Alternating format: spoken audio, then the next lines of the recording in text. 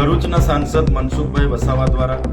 એક રાજપીપળાના કાર્યક્રમમાં એવું નિવેદન આપવામાં આવ્યું કે ચૈતરભાઈ કેમ અહીંયા હાજર નથી। ત્યારે એક સિનિયર સાંસદ તરીકે કોઈ પણ સ્ટેટમેન્ટ કરવામાં આવે છે તો એમની પાસે ખોટી માહિતી હોવી જોઈએ। જે વિજ્ઞાન મેળામાં મારી હાજરી લઈને એમણે મારા નામ જો આક્ષેપો કર્યા છે ત્યારે એમની પાસે કદાચ માહિતી નહીં હશે, એમણે માહિતી લઈ લેવી જોઈતી હતી। ત્યારે ડેડિયાપાડા જે મારો મત વિસ્તાર છે, ડેડિયાપાડા, સાગબારા અને ચિંતામાં આ જ વિજ્ઞાન મેળો CVC કક્ષાનો હતો। ત્યારે હું એ નવરચના હાઈસ્કૂલમાં હાજર હતો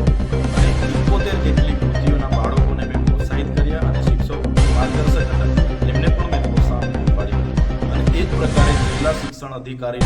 અમારા ડેડિયાપાડા, ચિંતા અને સાગબારા કક્ષાનો જે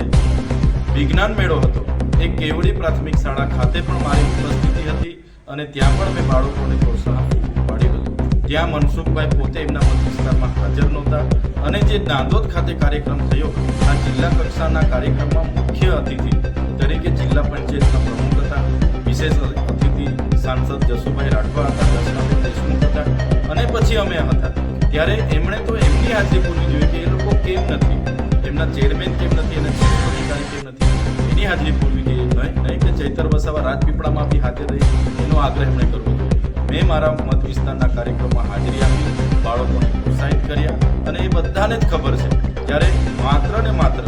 સરકારી કાર્યક્રમોમાં કઈ રીતના રાજકીય ભાષણો કરવા એનાથી ટેવાયેલા મનસુખભાઈ વસાવાએ દર ભાષણ વખતે પહેલા પુરાવા મેળવી લેવા જોઈએ, હકીકત ચકાસી લેવી જોઈએ અને પછી એમનું નિવેદન આપવું જોઈએ એવું હું